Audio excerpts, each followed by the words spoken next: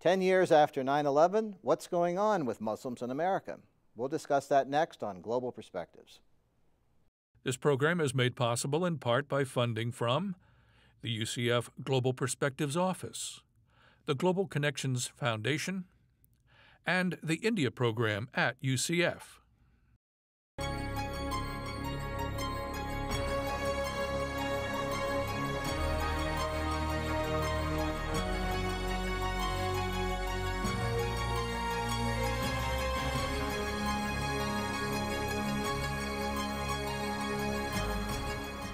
This is Global Perspectives with Pulitzer Prize-winning commentator John Bercia, Special Assistant to the President for Global Perspectives at the University of Central Florida.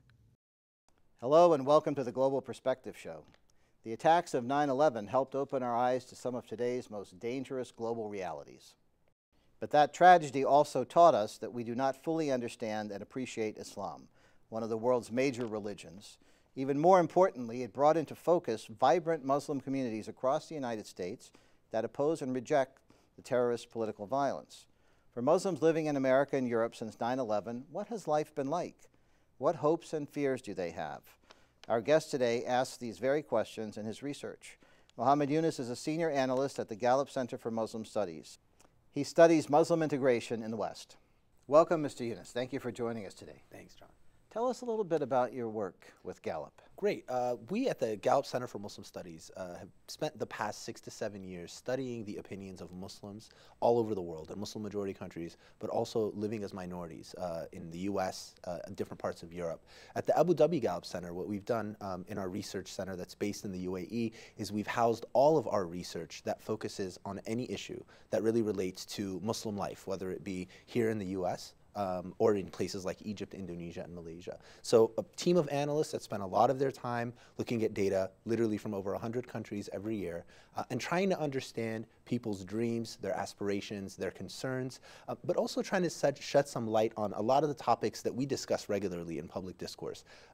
Obviously, with the 10th anniversary of 9/11, a lot of us are thinking about terrorism, the attacks themselves, what has happened since those attacks with this community particularly. So a lot of our time lately has been focused on answering those questions and studying Muslims in the US a little more closely than we have been. I definitely want to get into some of those issues, but just sort of a general introduction.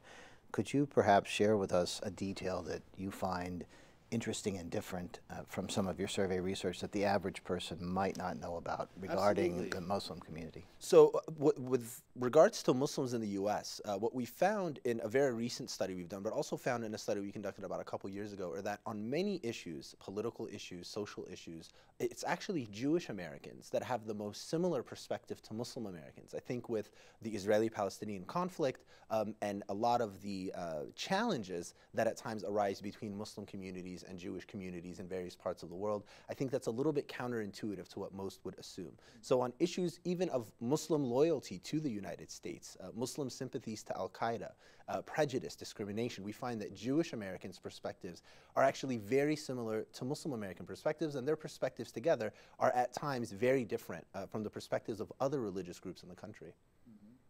What are the perspectives that you monitor on a regular basis? So if somebody says, I'd like to know what people thought about X issue last year, 5 years ago, are there certain things that you keep in touch with over time? So there are certain things that we monitor all the time, all over the world. I think the most important thing that we have been measuring for the past few years now, globally and in the US, is well-being. And in that, we ask people to evaluate their lives on a scale from 0 to 10 today and their life in the next 5 years. Based on their responses, they're placed into one of 3 categories. Thriving, those are the folks that are doing the best and have the most hope for their life in the next 5 years.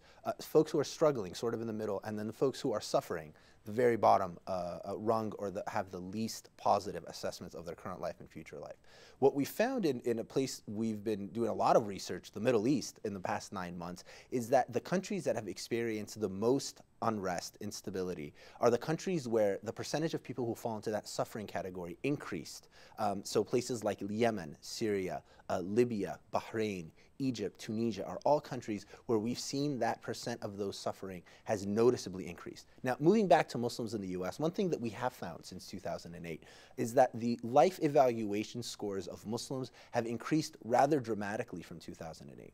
It's important to note that when we compare to other major religious groups in the US, almost every single religious group also improved in their life evaluation assessments from 2008 to now, and it's not surprising considering the recession and the economic crisis that was really unfolding at its peak in 2008.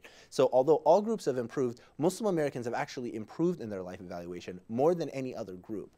That's a positive sign considering what those numbers have meant for societies in other parts of the world and the degree to which it can give us a look into overall how stable, how healthy a community or a society really is. Could you perhaps compare and contrast the experience here with the experience, say, in Western Europe? Absolutely. Because the communities are very different. They are very different. But I think the biggest difference really are the realities, the political and historic realities in these countries. So you're absolutely right. The communities of Muslims in the United States, demographically, in terms of age and gender, ethnicity, in terms of income, can look very different than Muslims, say, in the UK or in France. But I think the more important difference really is not among Muslims. It's actually within the national historic narrative of many of these countries. So a country like the United States, the accepted narrative in a place like this is that it's a country of immigrants, that whether you're here 10 years ago or 150 years ago, you can own and be part and contribute to this country and be part and parcel of the American fabric. In many countries in Europe, the idea of immigrants sort of blending in to the nth degree to a society, for a migrant from Sierra Leone to come to France and really become French is something that is not as acceptable maybe to some of the sort of circles of discourse in France, but is also something that is not a very straightforward argument to make when you look at the history of a country like France just on its own, leaving Muslims, Islam, and all of these issues aside. So the realities that people migrate to really dictate how they negotiate their space in society and the degree to which society can accept them as taking a larger sort of role or really owning part of that country and feeling part and parcel of its fabric. It's important to note that Muslim Americans also have a very unique aspect. There is a very, very considerable size of Muslim American community that are African American, that are not recent immigrants from a Muslim majority country, like my parents, for example, who came here from Egypt about 20 to 30 years ago. So the realities that an African American Muslim experiences, the challenges they face, whether they be financial, political, but even just culturally, are very different than the realities that a Persian Muslim American would face living in Los Angeles or a Pakistani Muslim American living in Orlando. What does your research tell you about the willingness on the part of recent immigrants here and in Europe to become a part of the broader society? Is that always the case, or is there a percentage that would prefer to remain separate? Yeah, I think, with any group, it's safe to assume that there will always be a percentage of people who choose to be separate. But I'll share with you just one data point from a study we did a couple of years ago in the UK that'll give you a little bit of insight. As you know, in the UK, a big part of the discourse surrounding Muslims there is the idea of ethnic enclaves, or literally neighborhoods that are made up of one ethnic or religious community. And you walk into these neighborhoods and really it's just a Pakistani British neighborhood or an Egyptian British neighborhood. We actually asked respondents in our study whether or not they would prefer to live in a neighborhood that was more ethnically diverse and religiously diverse, or whether they would prefer to live in a neighborhood that was more homogeneous in terms of its ethnic and religious makeup. And what we found are that overwhelming majorities of Muslims, actually in the UK, but also in France and Germany, would prefer to live in a ethnically, religiously diverse community. Now, when we look at satisfaction with income rates, when we try to understand the reasons as to why people live in some of these communities in Europe, what we found are that consistently it's about finances, it's about economic realities, it's about where they can afford to live, it's about the network of people that they meet when they come to a country that can help them find a place to live. And those people tend to be folks who speak their language, who are from their country, at times, particularly in the UK, are from their exact same village or city of the country where they came from. So it's comfortable for them. It's comfortable for them, but also the economics sort of dictates where they can go. So in many situations, people might find that they would love to live in a more religiously or ethnically diverse neighborhood, but find for whatever reason that it's financially more feasible for them to live in neighborhoods that are more homogeneous. Tell us about some aspects of research that you conduct that are not just surprising but startling, maybe even disturbing, regarding people's level of satisfaction, especially, again, contrasting U.S. Versus Western Europe. Versus Western Europe. You know, it's interesting. It really depends on what you consider to be troubling and what you consider to be a moment for pause. There are definitely similarities between the realities that Muslims in Western Europe face and the realities, unfortunately, that Muslims in the U.S. face. I mean, when we ask, for example, in the U.S. about prejudice, when we ask whether or not most people in the U.S. harbor prejudice toward Muslims, we find that majorities of actually every major religious group agree that Muslims face prejudice in the United States. So it's not Muslims saying this, it's actually others. And back to the Jewish-Muslim connection, Jewish Americans were actually more likely than Muslim Americans to say that there's a great deal of prejudice toward Muslims.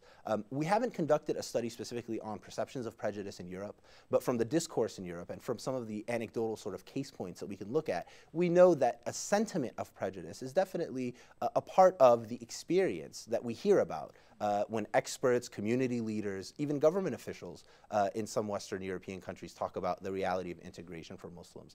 But how Muslim communities negotiate that prejudice or that discrimination and really get around it, it really varies from place to place. And I think that that's very natural and healthy. The way Muslim Americans go about trying to organize themselves on a community level, trying to address issues of discrimination and prejudice, I think would be most effective if fundamentally rooted in an American approach at dealing with those issues. I think that you're seeing the same thing in Europe, where the channels and avenues of addressing these issues and really making a difference for your community are really different from country to country and from context to context. You know, with regards to the immigrant Muslim community component of Muslims in the West, I think that since 9/11, we can anecdotally say comfortably that there has been a huge shift in the mindset of how to approach some of these problems. Speaking, you know, out of my personal experience as somebody who was a freshman in college when 9/11 happened in Los Angeles, a very, very large and vibrant set of Muslim communities out there, it was very obvious that religious leaders, community leaders, and folks who really had never played a leadership role within these religious communities were starting to question how they had gone about doing things before 9/11, how they had gone about trying to educate their neighbors, trying to educate the public about who they are, about what they believe in, really shifted. And it really became about what would be the most effective form. Now, a very big component of that, obviously, is condemning terrorism or speaking out against certain acts of violence when they occur. And when we ask respondents in the United States whether or not Muslim Americans are doing enough, for example, to speak out against terrorism, we still have a majority of people. We conducted the study in late 2010.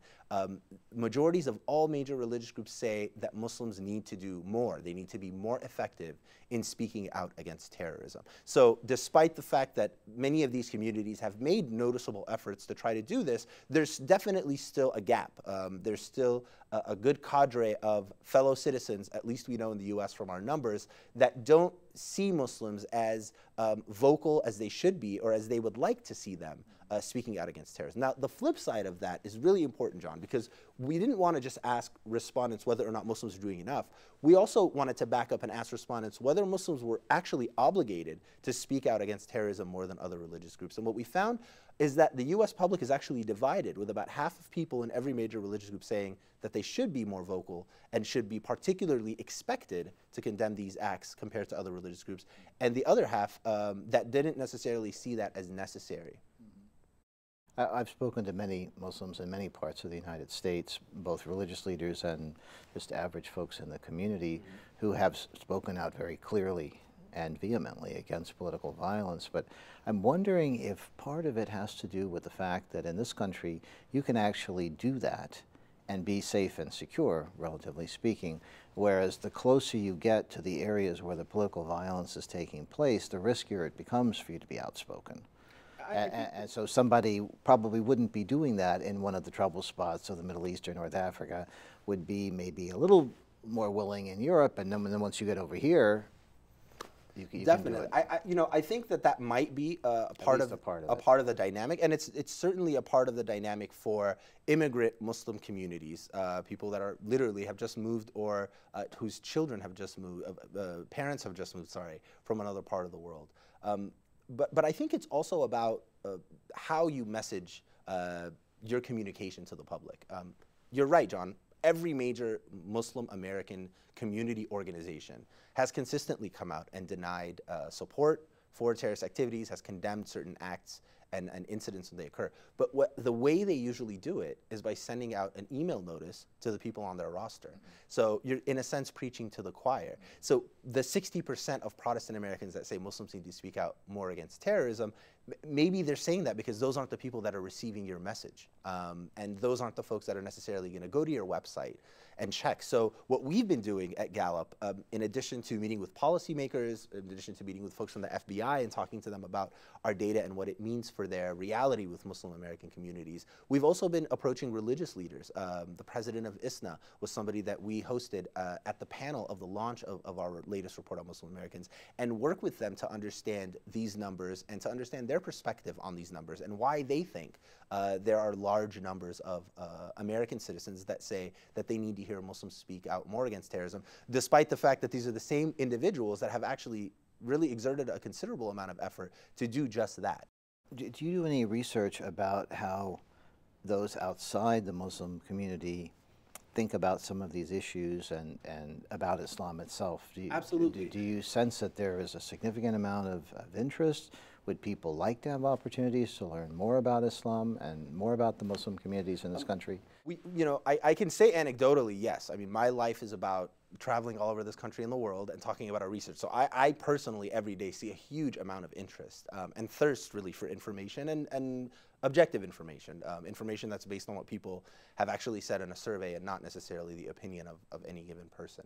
That being said, it's important to remember that it's not just about education. It's not just about people wanting to know more. It's about understanding how people form opinions when they don't have that much information and when they don't know too much. And what we have found in our studies is that Islam, when we ask about a series of religions, world religions, and people's perspective on them, Islam consistently tends to have among the American public the most negative outlook, the most negative sentiments geared towards it than to other religious groups. We also found that a negative perception of Muslims themselves is in much higher rates than people of other religious groups in the United States. What's really interesting, John, is that, and very counterintuitive, in a study we did about 2 years ago, is we found that people who said that they knew about Islam, or they knew about the Quran, or they knew about the Prophet of Islam, were actually far more likely, or in some cases not as far, but noticeably more likely, to self-report having prejudice towards Muslims. So we always think more education means less prejudice, means people get along and it's kumbaya. But what we actually learned is that many people are receiving information and feel that they've been educated about Islam and Muslims, but are in the end resulting to expressing a great deal of prejudice towards Muslims. That means that in addition to good information, there's a lot of information out there that's not so accurate maybe about Islam and Muslims. It doesn't mean that information that sheds Muslims in a not appeasing or appealing light is necessarily bad, not at all, but it's not necessarily the kind of information that you would get in a university setting, for example. It's definitely the kind of information that's geared, has a political message, has a political objective, and is being marketed with a lot of money to various audiences, whether it be a desire to have sensational news discussions on some talk shows, or whether it be political parties or institutions that have a particular interest in isolating a particular community in an election, etc. So in many ways, more education is great, but in addition to that, we need to be a little bit more discerning of the kind of information that people are receiving about Islam, and not to censor it, but to make sure that there is an abundance and a variety of sources of information, a type of information that the general public can sort of reach out to learn more about this group. Well, you mentioned education, you also mentioned news media. How much responsibility falls to those organizations to bring information, not necessarily information that people are asking for, but maybe just to offer that information so that it will be available in the spectrum of ideas and possibilities. I think it's a huge responsibility. You know, a study that another organization, not Gallup, but an organization called Media Tenor, it's actually a European organization that studies media content all over the world. They conducted, I think, a 3-year study of the 4 major networks, TV networks in the United States, and followed the quality of the stories that they had on a whole series of issues. But one of the things they followed were Islam and Muslims, and what they found is that 60% of the time that Islam or Muslims were discussed on any of these shows in that 4-year period, 60% of the time it was a story about militants, or Islam itself was represented by a militant organization or a militant individual. A story on Hezbollah, a story on Osama bin Laden or Ayman al-Zawahiri, etc. Whereas with other faiths, I mean, it was far less than 10%. And I know with the Christian faith, it was less than 5% of the stories on those same news networks that were associated with the Christian faith were presenting a story about militants, etc. So there is definitely an impact on the media consumer when the vast majority of messages they're receiving about a group is information that's legitimate, but is very narrowly focused on specific individuals and organizations. And it's not a shock that the consumer of that information would then take the next step and project that information on an entire group of people that they, to some degree, associate with those individuals. That association may just be innocently that they're Muslim, they must all be the same.